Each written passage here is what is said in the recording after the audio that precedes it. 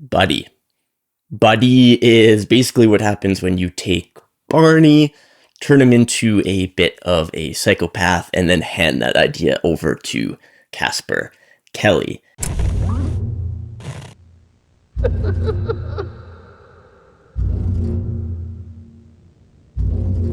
What's going on?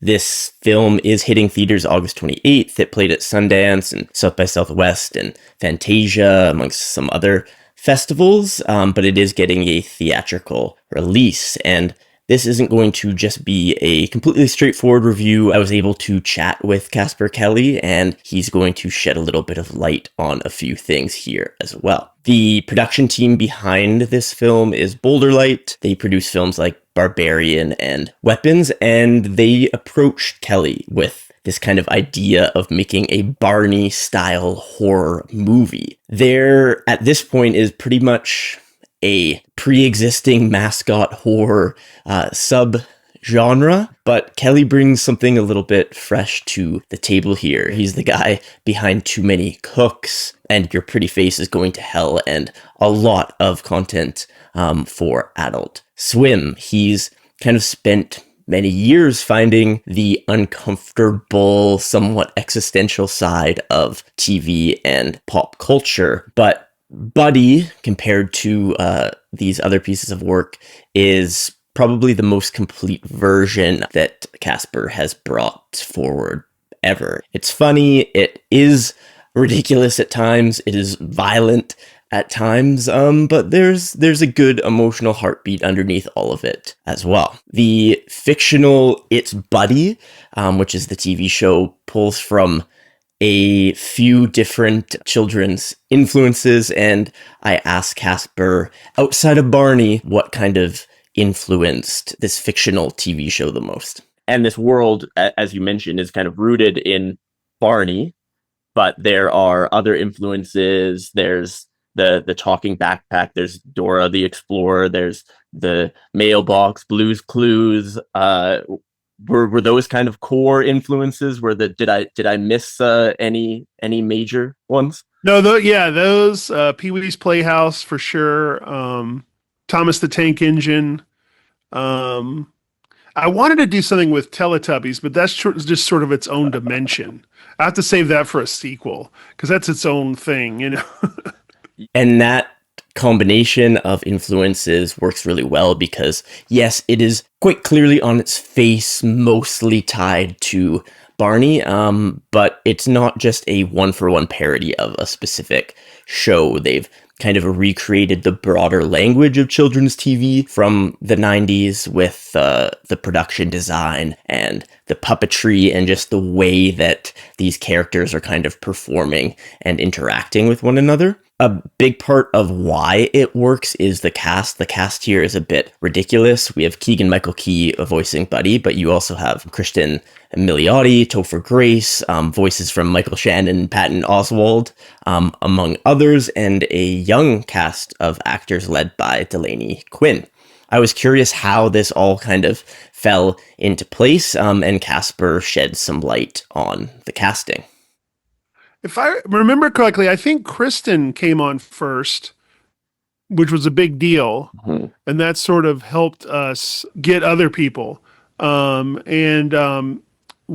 as you know, there's a lot of children in our cast. We had a very rushed schedule because we shot at the tail end of summer. And if you are shooting during the school year, it creates all these other issues of shooting with children that you have to educate them as well. And you have fewer hours shooting them. So we couldn't slide any later. So we had to rush on the pre-pro to get all the on-camera actors in place. And these young actors do deserve a lot of credit. It is very difficult as a young actor to give a performance like this because it's more complicated than it seems on the surface. They're supposed to be kids performing on a children's TV show, so the reactions can't be too clean. The kind of enthusiasm needs to be a little bit artificial, but still leaving room for real human fear and suspicion and individual personality. In some ways, it's actually more difficult to play this role of a character playing another character. She's able to really allow Freddy, her character, to become multi-dimensional while still hitting those kind of over-the-top beats of this faux TV show. Beyond the performances, though, what really stood out to me is the cinematography. So Casper worked with Zach Kuperstein, who also shot Barbarian, and they put a lot of effort into recreating the like physical texture of these 90s television shows. And they shifted their plans a little bit. They were originally planning to use period cameras, but as Casper explains, they had to pivot a little. It felt right to for the 90s world of Buddy, which is sort of like Barney, to mimic the look, resolution, color treatment of a CRT cable show as much as possible. For a while, and you're talking about Zach Kuperstein, our DP, we were going to use period cameras, but we were only able to get a hold of two of them, and one of them wasn't working.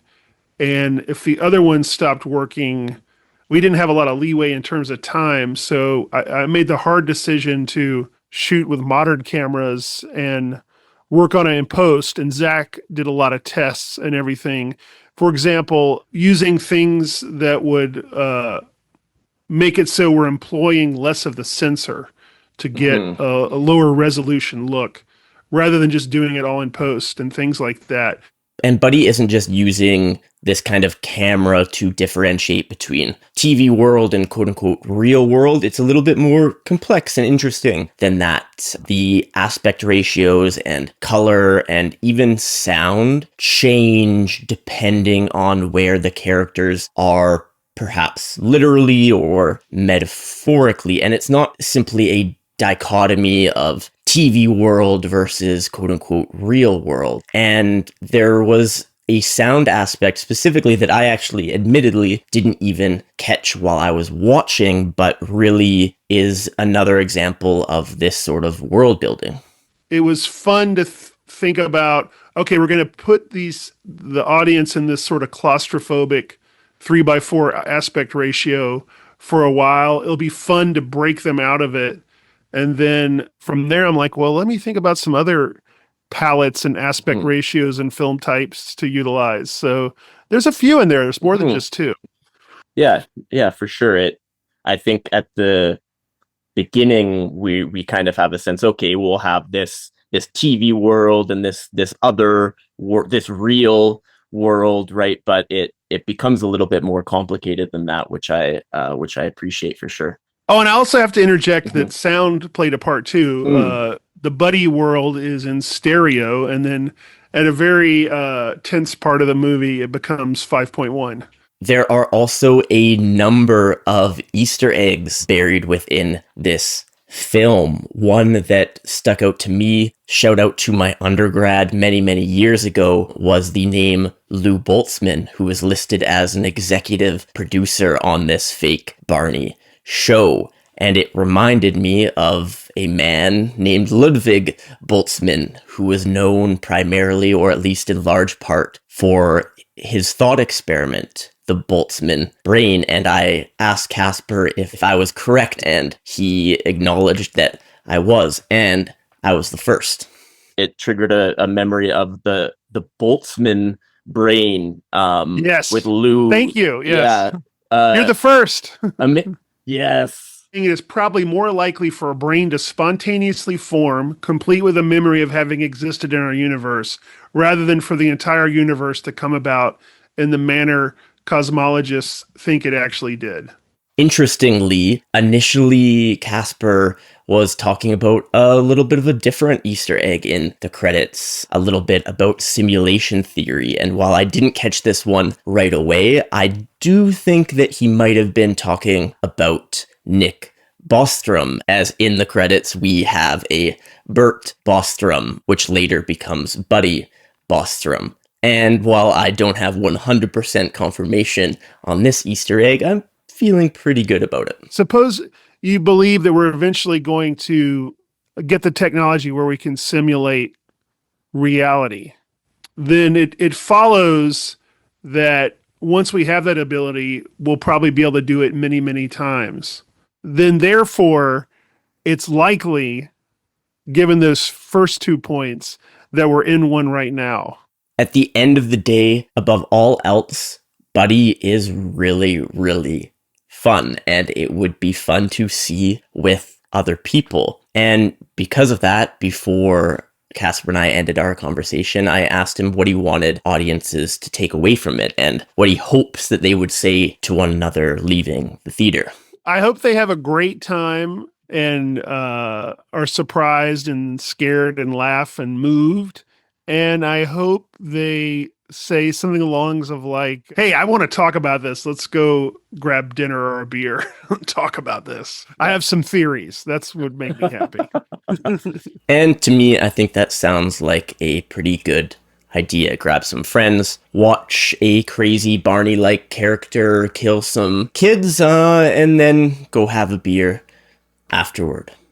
Buddy hits theaters August 28th, so be sure to check it out. Thanks so much for watching. Please do subscribe, like, comment. Those things help me. I hate asking, but they genuinely do make a positive impact in my life. So yeah, thank you.